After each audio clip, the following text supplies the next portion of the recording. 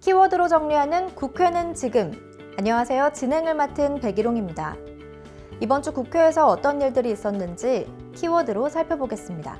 이번 주 키워드는 선거가 끝나고 난 뒤입니다.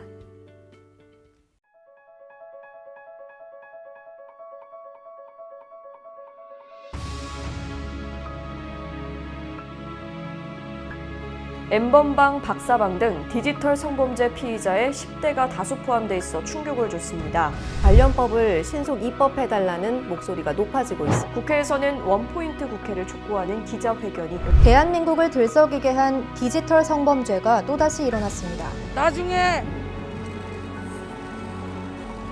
안 합니다. 지금 해야 합니다. 너무너무 화가 나는 사건이기 때문에 강력하고 엄격한 모습을 보여줘야 될 것 같아요.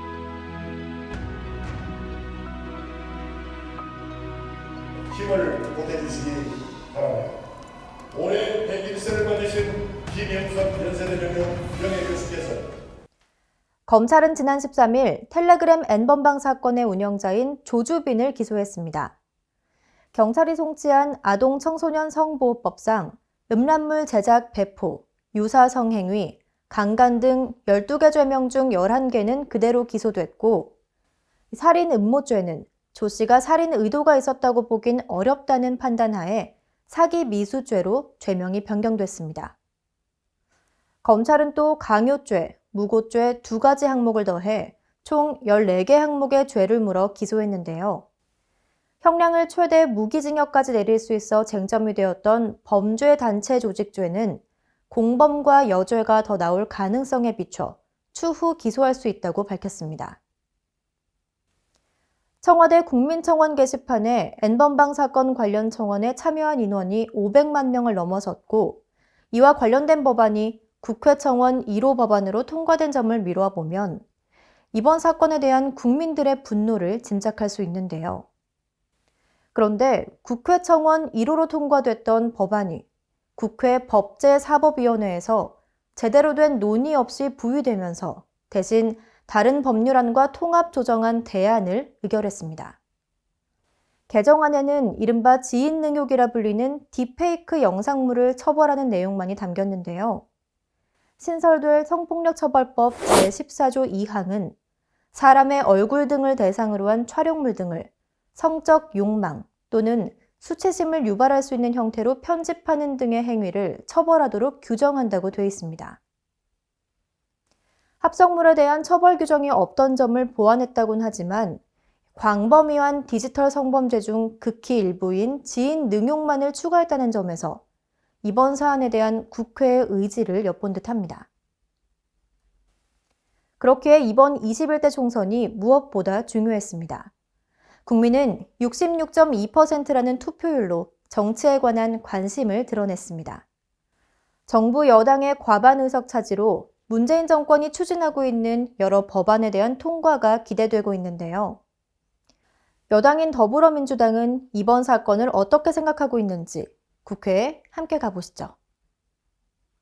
가지고 이에 대한 진상 규명과 근절 대책 마련에 대한 요구가 매우 높습니다. 따라서 더불어민주당 공동 N번방 사건은 그동안 음지에서 자행되었던 불법 디지털 성범죄의 실체 가운데 빙산의 일각입니다. 더욱이 디지털 성범죄는 날로 진화하고 있습니다. 그러나 법이 범죄 유형의 종류와 속도를 따라가지 못하고 있습니다. 디지털 성범죄를 바라보는 우리 사회의 인식 역시 마찬가지입니다.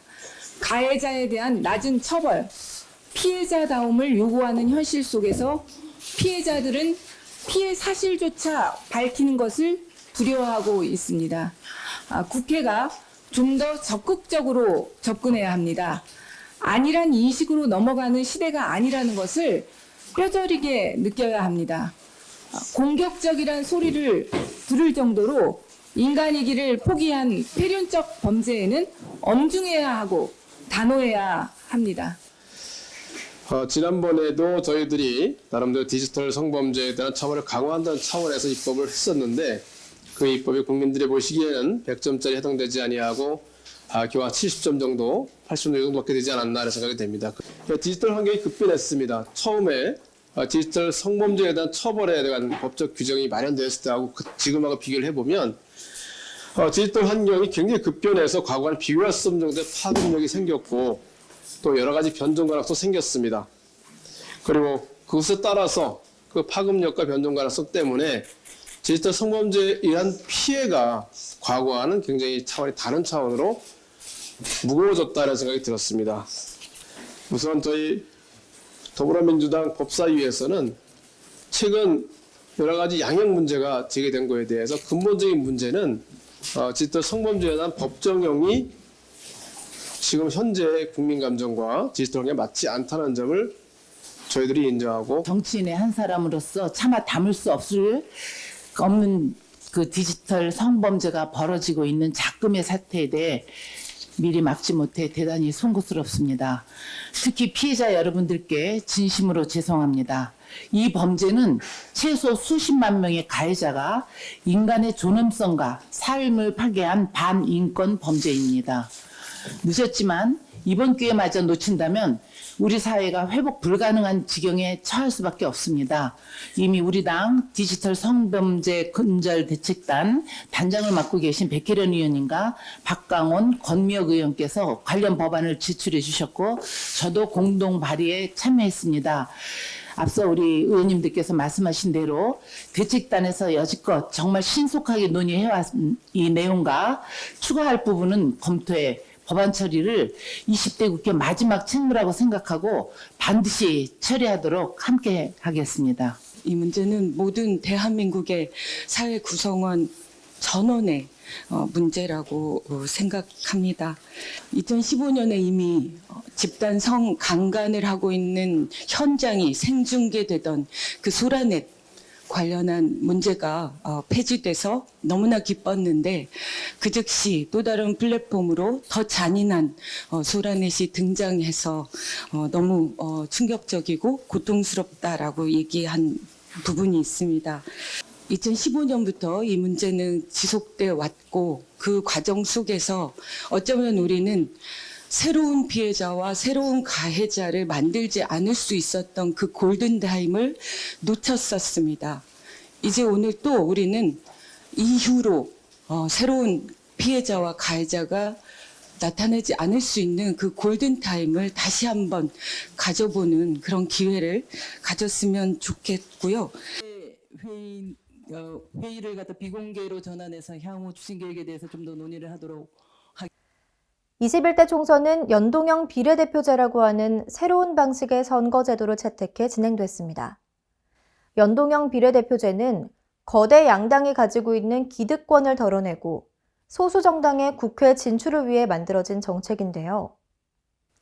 거대 양당의 비례 위성 정당이라는 초유의 꼼수로 인해 소수 정당이 설 자리는 다시 사라졌습니다.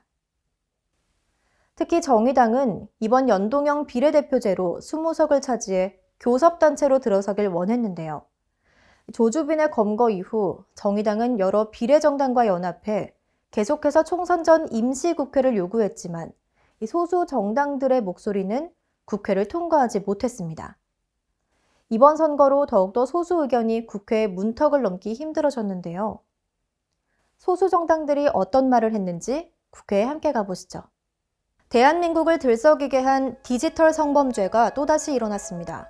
경찰은 N번방 운영자 조주빈의 얼굴을 공개했는데 디지털 성범죄 피의자의 10대가 다수 포함돼 있어 충격을 줬습니다. 관련법을 신속 입법해달라는 목소리가 높아지고 있습니다. 국회에서는 원포인트 국회를 촉구하는 기자회견이 열렸습니다. 대한민국 국회에 그래도 국민의 대표기관이라고 시민들이 청원을 했습니다. 그런데 국회는 이 시민들의 요구를 소홀히 다뤘습니다. 아니, 이 성착취 범죄에 대한 무지와 무책임을 드러냈습니다. 이런 천인공노할 범죄가 이렇게 광범위하게 잔인하게 자행될 수 있었던 데는 정치의 책임이 가장 큽니다. 나중에 안 합니다. 지금 해야 합니다. 총선 마치고 나면 회의 다시 열기 어렵습니다. 총선 후에 하자면서 임시국회 일정도 잡지 않았지 않습니까? 텔레그램 N번방 방지 및 그 생산자, 유포자, 이용자 모두를 단호하게 처벌하는 법안 제정에 혼신의 힘을 다할 것입니다. 거대 양당이 안 하겠다고 하면은 우리 국민들과 함께 반드시 이뤄내겠습니다. 감사합니다. 나중에가 아닌 지금 당장 책임지는 모습을 보여주시길 바랍니다. 메시지가 아닌 결정으로 책임을 다해주시길 바랍니다. 텔레그램 N번방은 갑자기 등장한 사건이 아닙니다. 정의당은 지난해 11월 대변인 브리핑을 통해 텔레그램에서의 성착취물 유포자와 이용자 모두에 대한 기소와 엄정 처벌을 촉구한 바 있습니다. 그로부터 4개월이 지났고 국민청원을 통해 국회가 이 사안에 대해 책임질 수 있었던 기회가 있었습니다. 소잃고 외양간 고치기라는 지적이 괜히 나오는 게 아닙니다. 사건을 왜곡시키는 표현들까지 통용되고 있습니다. 참혹한 현실입니다. 특수한 악마가 아니라 우리 곁에 있을지도 모를 보통 사람이고 범죄자입니다. 음란물이 아니라 성착취물입니다. 여러분, 텔레그램 N번방 사건은 피해자에 대한 보호와 2차 피해 방지가 우선되어야 합니다. 피해자 유발론이 고개를 들고 있습니다. 어제 언론노조 성평등위원회는 N번방 보도 피해자 보호가 최우선이 되어야 합니다. 라는 긴급 지침을 발표했습니다. 환영합니다. 언론노조가 지적했듯이 이번 사태에 대한 우리 사회의 대처는 피해자 보호가 최우선이 되어야 합니다. 범행의 구체적인 내용이 가십거리가 되어 2차 피해가 확산되지 않아야 합니다. 성착취물, 영상 검색도 하지 말아야 합니다. 성노리개, 씻을 수 없는 상처 등 피해자에 대한 잘못된 인식이 통용되는 표현을 쓰지 말아야 합니다. 지금 국회가 할 일이 많습니다. 디지털 성범죄 가해자에 대한 수사와 처벌을 실질화하고 피해자가 속히 일상을 회복할 수 있도록 지원을 강화해야 합니다. 생산자, 유통자, 소비자 모두를 강력 처벌하고 피해자들을 보호하는 N번방 방지법을 제정해서 디지털 성범죄의 뿌리를 뽑아야 합니다. 지금 당장 할 수 있는 일을 왜 미루는지 모르겠습니다. 책임과 권한을 다해 주시기 바랍니다. N번방 사건의 해결은 제20대 국회의 마지막 과제이자 제21대 총선의 핵심 의제가 되어야 할 것입니다. 20대 국회 마지막까지 직무유기 할 셈입니까? 국회 정원 1호 법안이 텔레그램 N번방이었습니다. 하지만 20대 국회 법사위에서 이 법안을 졸속 처리했습니다. 텔레그램 N번방 관련 청와대 청원 서명이 500만 명을 넘었습니다. 그제서야 민주당에서는 N번방 3법을 내놓았습니다. 정당들은 앞다투어 뒷북 공약을 내놨습니다. 하지만 이 모든 것은 총선이 끝난 5월에 처리한다고 합니다. 또 공수표 공약을 날리고 있는 것으로밖에 보이지 않습니다. 국민들이 얼마나 더 분노해야 움직일 셈입니까? 여성들이, 청소년들이, 아동들이 얼마나 더 위험한 환경에 놓여지고 더 끔찍한 사건을 겪어야지 움직일 셈입니까? 바뀐 것이 하나도 없습니다. 20대 국회에서 일어났던 미투 사건조차도 이렇게 처리되고 있습니다. 이런데 텔레그램 N번방과 사건을 4월이 아닌 5월로 미루겠다는 것은 21대 국회의 책임을 넘기겠다는 것입니다.